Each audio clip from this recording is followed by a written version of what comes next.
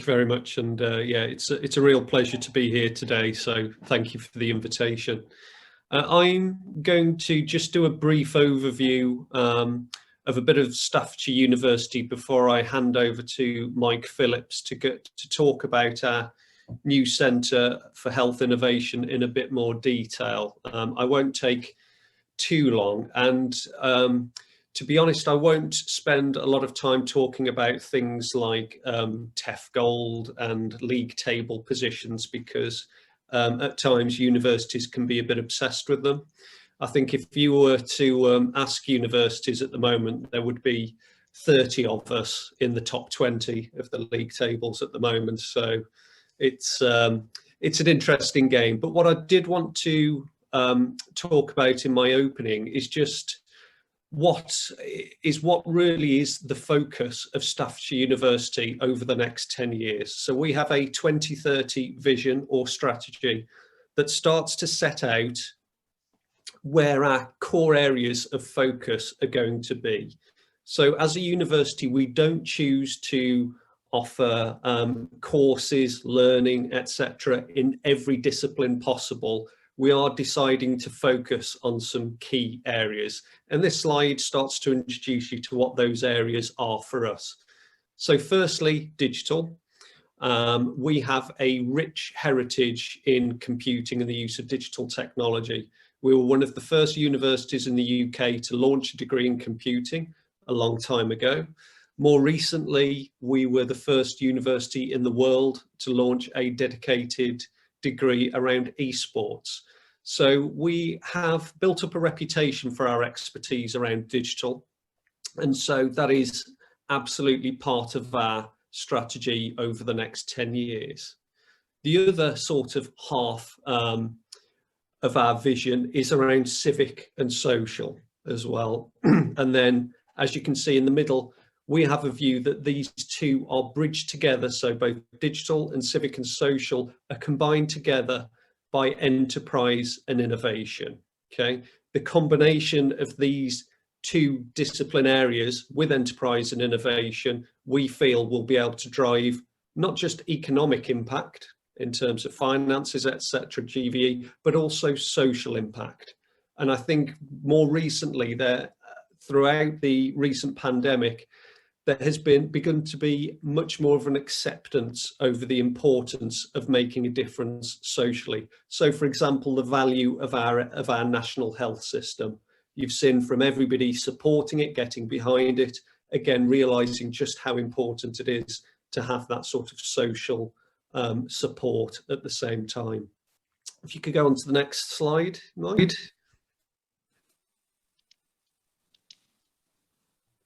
So around just a bit of detail around some of our core areas, digital.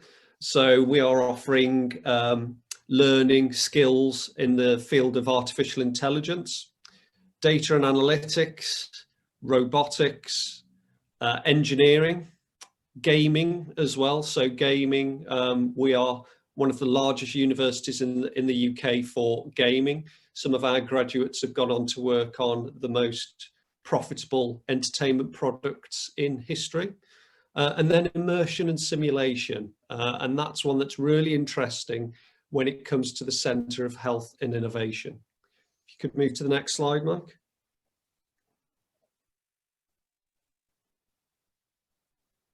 For civic and social health, again, that's something you'll be hearing about today. Sustainability is something that we are beginning to grow our expertise in as well. We've set ourselves a target for having a carbon neutral campus by 2030. We've commenced building on a net carbon neutral new forest school and nursery at the same time. Social entrepreneurship is very important to us. So this idea that not everybody starts a business and creates a business just for economic value, again, coming back to the social contribution that you can make. So how can we innovate to, it could be innovation around starting up a new charity or something in the third sector. Ethics is a growing area for us again. A lot of that builds from some of the digital aspects. So the use of things like artificial intelligence and data and analytics, particularly when it comes to healthcare. Law and criminal justice. We already provide apprenticeships for the 4 local police forces, West Midlands Police, West Mercia, Staffordshire and Warwickshire. And then finally, poverty reduction as well, which is something that within the local area of Stoke-on-Trent is incredibly important. Next slide, please, Mike. And then finally, we believe enterprise and innovation can bring those 2 broad categories of digital and civic and social together. So we're looking at how we start to build startup communities. Okay, so it's not just about building facilities, it's about connecting people and ideas with skills. It's about starting to build external partnerships as well. The incubation and acceleration of ideas, so and simulation and evaluation as well. So the ability for people to prototype within a safe environment that we can provide to them is something that not everybody has access to. And we believe that if we start to build partnerships, provide this type of environment, that we can start to co-develop and co-deliver some really interesting and exciting innovations as well. So just handing over to Mike now, that's really the backdrop to why the Centre for Health Innovation to us. It makes strategic sense, and it covers across all of those 3 areas that I've just talked about. So it's a real example of how we are bringing together some of our strengths around digital, civic and social, and combining them to drive innovation and the growth of enterprise as well. So hopefully that was just a helpful bit of context setting. I'll now hand over to Mike to go into some of the detail. Brilliant. Thanks very much, Andrew, and thank you everybody for joining us today. It's great to be able to speak with you about this new venture of ours. So Andrew's very much given the university vision and the university view there, and naturally as a school within the university, we align to all of those parts of the strategy. And this is a piece of that jigsaw to enable us to achieve our school level ambitions as well as the university ones. Now, as the kind of school project lead for the new Centre for Health Innovation, it's very tempting, like a proud parent, to want to share all the fancy photographs with you inside and out and show how fantastic a building it would be. I'm going to resist that temptation, although I have slipped 1 or 2 in just to be a bit self-indulgent. Really, the message from me is that our focus is not just on this as a building and as a series of technological interventions and buying of bits of kit. This is really a Centre for Health Innovation as an entity, which allows us to move forward with a number of the streams of work that we want to achieve. So as well as the delivery of these sector leading immersive facilities that Andrew mentioned at the tail end of one of his slides, which will give you a bit more of our vision on as I hand over to another colleague in a moment.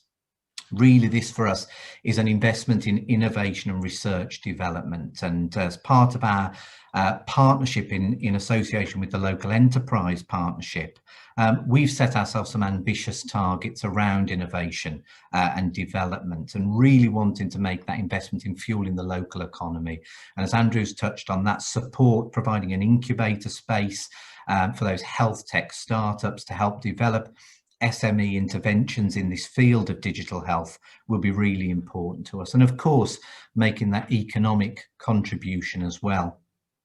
And all of this sits very comfortably for us within a school level strategy. I said I'd sneak in some more of the fancy pictures as well, and I've done so there. I just want to talk very briefly around our aspirations for health as a school in Staffordshire University. And we very much set as our real core strategy creating safer communities, and we can do that through a number of threads of what we're doing. We want to, as part of our core business, to deliver the very safest of graduates.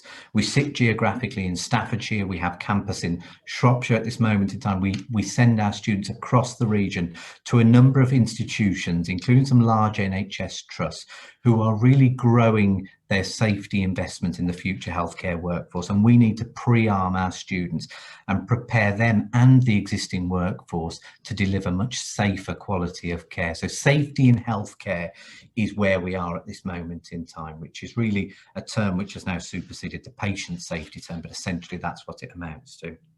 And we as a school have invested significantly in attempting to do that through a human factors and ergonomics lens. So being able to use those human sciences to be able to develop our understanding of the systems and the processes that sit behind health and social care, and the ergonomic factors, those design elements and process elements which have kind of heretofore never had a spotlight thrown on them, particularly within undergraduate healthcare training. And we do a lot of what we do through simulation-based education. And that's why it's so important to us to be able to develop facilities which are real-world learning experiences for our students. And again, as promised, another photograph snuck in there. So for the rest of the session today, I'm shortly going to hand over to my colleague Ben to talk about really a focus on digital health education technology, which is an important part of our journey at this moment in time. And what I hope the next 7 minutes or so will demonstrate to you is that you can, with the right people, bring people in from a clinical setting who have the knowledge of what needs to happen in that clinical environment. And this will demonstrate to you what happens when you then put at their disposal, if you like, or at their fingertips, the resources that a university like Staffordshire has in these areas, those listed items that Andrew headlined around our digital strategy. So I am now going to hand over to my colleague Ben, who will take you on a whistle-stop journey of a very short period of time he's spent with us and his development around digital health education technology. Ben, over to you. Thank you very much. Just bear with me.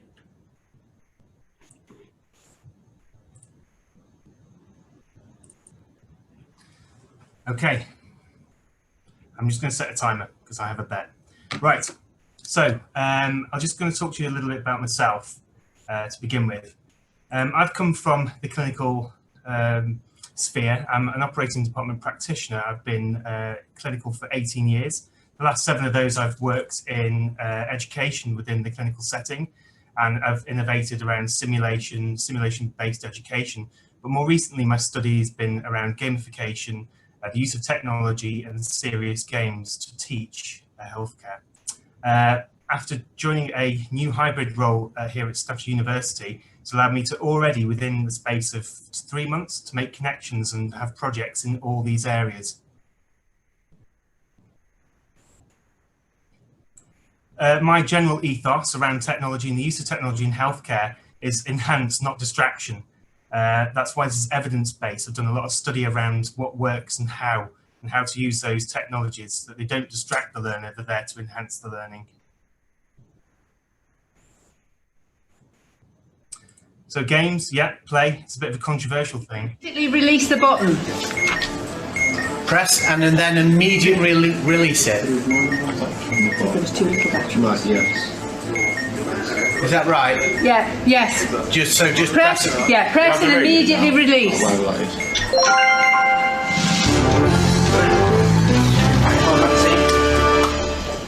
You look exhausted, mate. That was stressing me out, that was. But using the right context, computer games I've found to be very, very powerful in the use of technology. And certainly during the COVID restrictions, this has proven this, having to innovate and deliver lectures. That's fully left. This is me using right. a computer game within a Teams presentation for human factors. I'm really terrible at this. The use of a game. Left, but I don't want you to go all the way left. So how about we go down? Swiss cheese model. Okay. Down. Averting risk. Oh. Okay. Left. Left. Up. Up.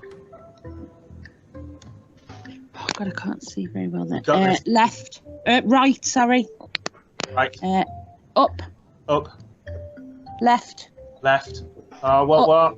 Up. Nice. You're the first person to play a computer game via Teams. Well, Always makes me smile. But we're not going to stop there. The amount of resources available to me now at Staffordshire University, things like, why don't we include this within the 4K immersion suite? This particularly interests me. We've got lots of plans to do around this and lots of innovation to really immerse that learner and to get them and activated, to get the psychology right so they're in the right state of mind to want to learn. Within simulation, yes, COVID restrictions, and we had a member of the student team here who was very much missed by her friends there, her fellow students, and we actually figured out a way to get a camera, get it close into the action. She attended this simulation session. Any other comments from the audience? No. Lara, my love, any comments from you? No. Did they look professional though? That's the key thing. And I had some problems. Again, this is really, really innovative, and we've got loads of plans already to make this more immersive for somebody who might have to be remote. And also, we didn't stop there. As you can see on the left, we had our lecturer, Dawn, who was having to isolate herself. She was running the simulation from home using a similar method, which both went down really well with the students, and they felt connected. As we say, we're not going to stop there. That's going to be the theme. We're already enhancing experience. We're thinking about using body cams, 3D recordings of the session to review afterwards, sending part trainings out to the students, using internet protocol controlled cameras for the students, and really getting them to be the focus of this innovations as well. Recently, we did a simulation, and all the students were at home, and we call these now Confederate participants or Confederate avatars. They were controlling the actions of the lecturer within the simulation from home in a very structured way. And again, we don't want to stop there.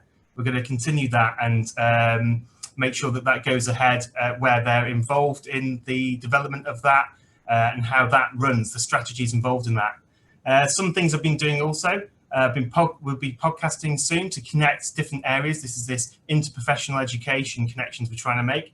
I'm starting this next week, in fact.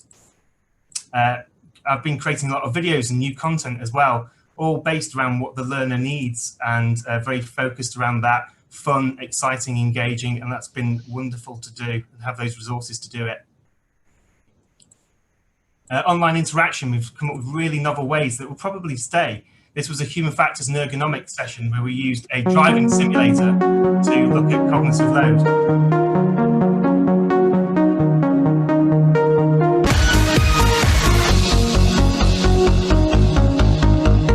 VR augmented teaching, thanks to the funding and all the connections I've made with different departments, we're able to deliver VR augmented lectures over Teams. Get those First time we've done that. Good listen of those. The ODP went down very, very well.